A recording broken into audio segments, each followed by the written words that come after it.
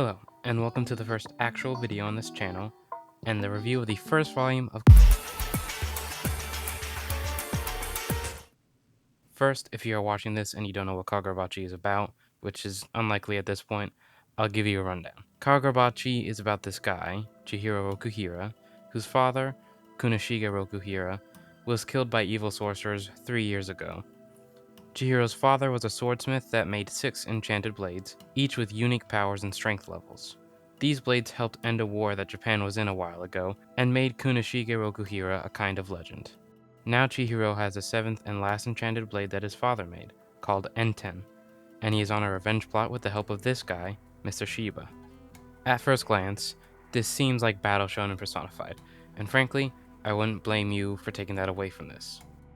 You have magic with hand signs and elemental swords.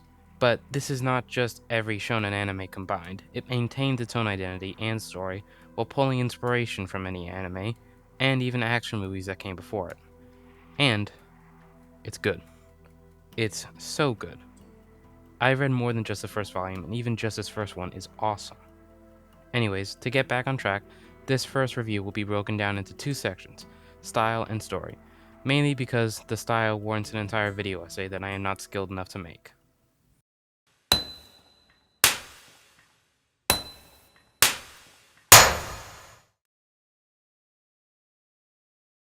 My first question. How is this the first serialized manga of Takeru Hokuzono? This man made something that, by all means, should have been a regurgitation of so many stories in the shonen genre, but somehow it won multiple awards. Atsushi Kubo, the man who made Soul Eater and Fire Force, had a manga series called Biichi, which was his first serialized manga, but it only lasted 20 chapters. So how did Hokuzono pull this off on the first try? Well, you see, Hokuzono did something very simple. Chihiro goes somewhere and is presented with some kind of challenge that expands the world of the story, and Chihiro uses everything at his disposal to overcome that challenge in a way that makes sense within what has already been established in the story. Each scene and interaction builds on the other. Hokuzono isn't trying to part the Red Sea, he's just trying to write a straightforward and good story. While I love complex stories, like Attack on Titan, sometimes I feel like I want to punch my TV because I feel like I have to wait an eternity to actually see the real plot advance. Not that only parts of series that like Attack on Titan are good, it's all pretty good, but it's just tantalizing. So no, Hokuzono is not trying to weave some reality-altering and mind-bending plot. He's just a simple storyteller who wrote something that is pretty good, and then used his near-godlike artistic abilities to tell it. But this isn't the style part of the video, in fact we're about to talk about the characters.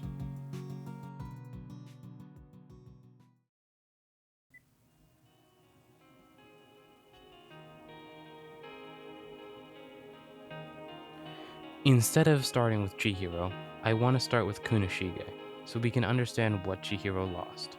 The first we see of him is what the rest of the world already knows about, the mythical swordsmith. That is taken away very quickly, as we see that Kunishige's character is most certainly based off of Isshin Kurosaki from Bleach. Not just in personality, the physical resemblance is pretty insane too. But disregarding resemblance, the way they act around their children is similar. They both act like goofballs and do funny things, but they can become serious when it really matters. What is important to note about these characters is that the silly side is a part of them, and the serious side is a part of them. Essentially, no part of them is actually an act or charade. Both sides of them are a part of the same person. This characterization is especially useful for the reader to sympathize with Kunishige and, more importantly, with Chihiro. Since it is known that Kunishige ended a war via his creations, it is implied that he is responsible for the deaths of countless people. Having him be a more lighthearted and positive person helps us connect with him and relate with Chihiro much easier. The first chapter does something very clever and does not show the death of Kunishige. Instead, it cuts from an important scene, one which establishes the Rokuhira philosophy, to a scene showing a violent interrogation in a Yakuza base. If you have attention to detail when you read these specific few pages, you will spot one of the most silently clever scene transitions I have seen in manga so far. In the previous scene, Kunishige is having a serious conversation about the responsibilities of being a swordsmith. He bluntly says to Chihiro that the smith is complicit in the deaths that their katana causes, and that a smith should choose the right person to wield their katana. Otherwise, the blade could end up in the hands of the wrong person. And then, we cut to 3 years later, and we see exactly the type of person Kunoshige warned Chihiro about. The kind of person that should not wield katana. It is a brilliantly subtle and very effective transition. Then there's Chihiro. He's grown a lot, and has a scar on his face. Once again, Hokuzono does not show how Chihiro got his scar, or what happened to Kunoshige. We see the aftermath first, before the inciting incident. Usually, in any story associated with revenge, we see some of the act that causes the revenge. Killing the dog, being wrongfully imprisoned, nearly killing you and putting you in a 4-year coma, killing your lord, or killing, literally, any family member. The point is, we at least see something at the beginning, if even just a little glimpse. Kagurabachi doesn't give you anything fully tangible until chapter 2. This holding back of the story and revealing it later is kind of similar to Berserk. If Berserk showed you what happened during Guts' life completely upfront, it would not have been as appealing of a story, and it would have taken a lot away from it. Hokuzono lets Chihiro's actions speak for him. He does not show you exactly how Chihiro has changed. You don't see the journey through hell that he went through after his father died. You see the person who crawled out of that hell. And he is absolutely packed with aura. I mean, damn, this guy is cool. He's also fast, which is something that Hokuzono draws very well. But this isn't the style section, again. Chihiro's strength, speed, and form show you how much he has changed in 3 years. Some may still call him a boy, yet he is stronger than most men will ever be. Fueling this growth is the anger that comes from the death of his father. Yet it is very clear that Chihiro has not let those emotions control him. When we are reintroduced to him 3 years later, Shiba asks Chihiro about the scar on his face, which was a result of the attack that killed his father. Shiba asks why he doesn't get it treated, and Chihiro replies that he looks at it in the mirror every day when he wakes up, so he can wake up with fresh hatred. At first glance, this appears as a dark or edgy thing for a black-haired main character to say, but it is far from something that shallow. By saying that he needs fresh hatred in the morning, Chihiro implies that he needs another way to hold on to hate, because he can't do it himself. He needs something else to fuel him. It shows that, at heart, Chihiro is not a naturally hateful person, which is why we can easily relate with him. This is exemplified very well with the first enemy we see Chihiro encounter. At first, it doesn't really seem like he wants to go through the trouble of killing or getting rid of all of them. In fact, he initially just wants to make a deal for some information.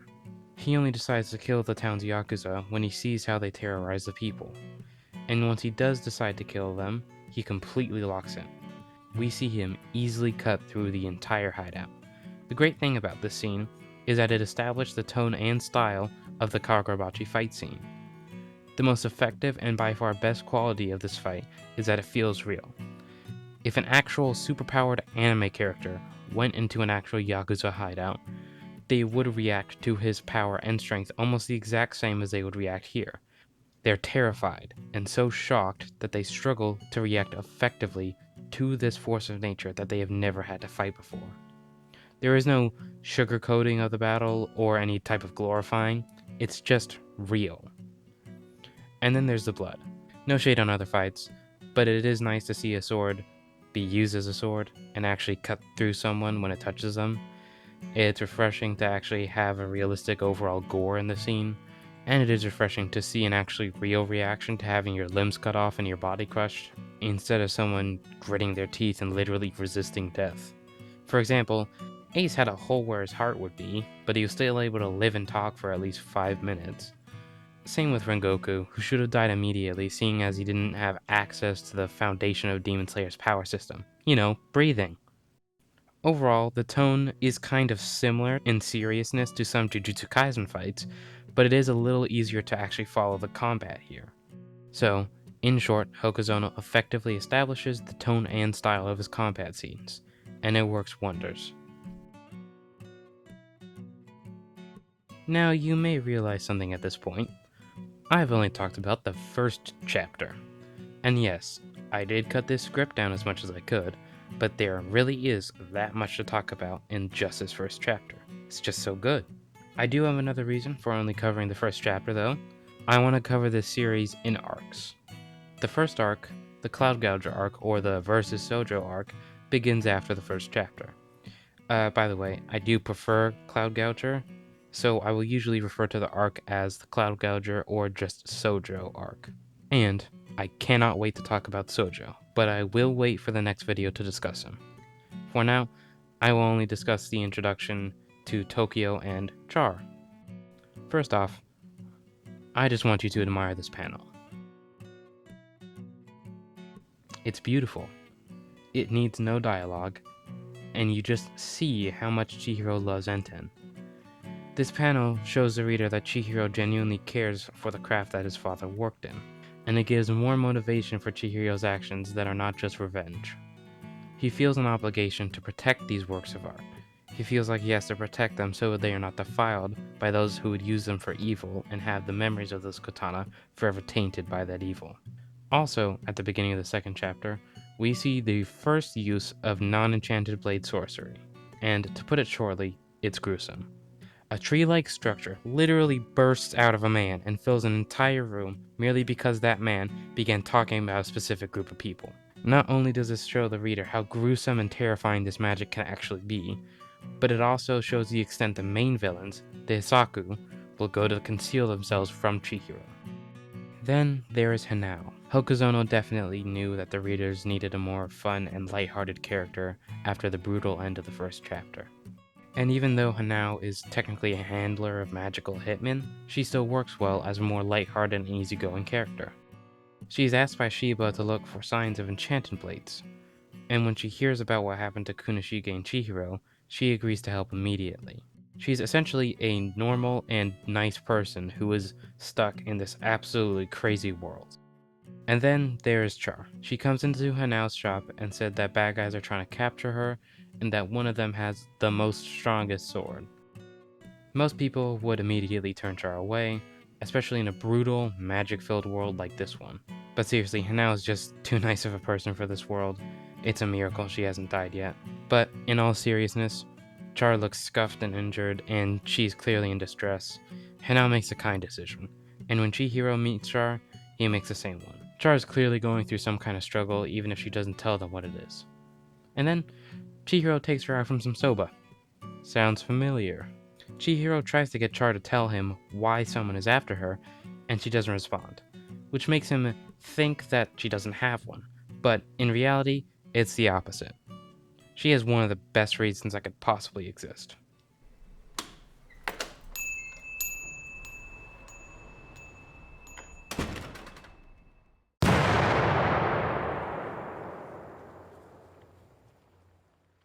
And then the Cloud Gouger arc begins. That'll probably be the next video.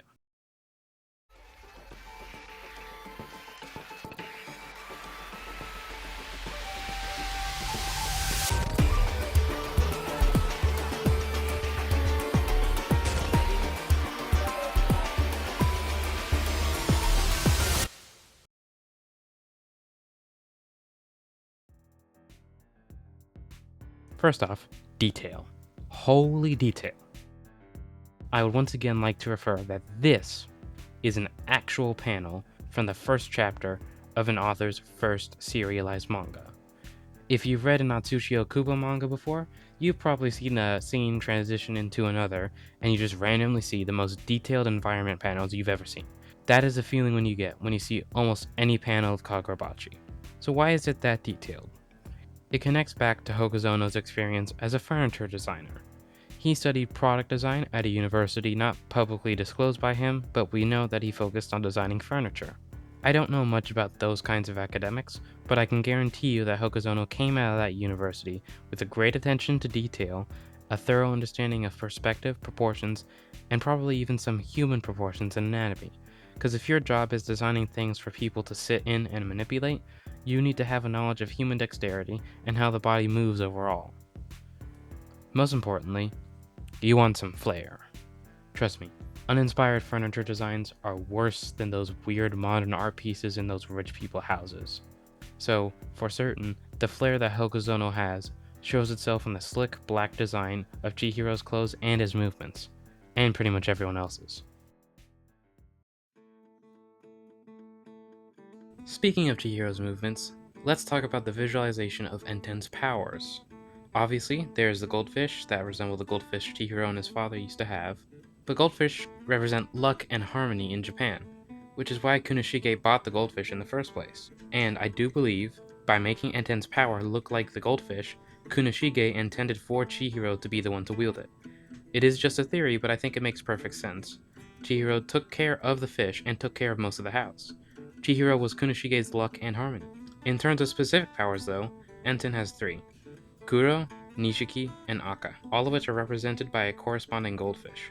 Kuro is Enten's main attack, represented by the blackfish. It creates a large slash made of this story's spiritual energy, kind of like a mini to-go version of a Gazuka Tensho. While this is a quite powerful move, it drains Chihiro a lot, so he does use Enten as a normal sword during all of his fights. Next is Nishiki, the tricolored fish, a kind of energy cloak that allows Chihiro to move swiftly through his environment and gives him an overall physical enhancement. Hokuzono takes advantage of his incredible inking skills whenever Chihiro uses Nishiki for speed, and it just looks straight up beautiful. Then there's Aka, the red goldfish, which allows Chihiro to block attacks and replicate them later. He uses this with Cylinder Head, even Hiyuki later, and the power itself is very clever and quite versatile because it can add an element of unpredictability to a fight, and Hokuzono will never run out of ways for Chihiro to look unique and stand out during his fights. It's like a Swiss Army knife for magic, it can do anything. Also, if my theory is correct, this may be a setup from Hokuzono, possibly implying that Chihiro might be able to replicate the powers of other enchanted blades. Obviously, we don't see that with Cloud Gouger, so it may be revealed later. Hokuzono designs his characters with a stylized version of reality. The proportions are mostly realistic, but the character designs, expressions, and movements are sharp and stylized enough for the reader to know that this story does not take place in a world like ours. And each character looks different. That may seem like an arbitrary thing to mention, but there are so many anime that have so many different characters that look almost the same. Then there is the combat itself. It is very detailed, as always, but the important quality is the paneling of the scene and the way the attacks are framed. And it is here that the action movie inspiration comes into play. It is well known that Kagurabachi takes a lot of inspiration for John Wick. I won't go over exact shots or panels, but I will compare how John and Chihiro fight. Both of them weave through a fight as if it is in their nature. To them, combat is as intuitive as their master chef cooking a delicious dinner. They can anticipate the moves of their enemies and find the most efficient ways to kill them, and move through their environment. There's also the way the action is paneled in the manga. The panels look like actual shot angles from an action movie. It gives a very tactile feeling to the fights and helps ground the rather fantastical action by using realistic camera limitations. Hokuzono also plays with perspective a fair bit.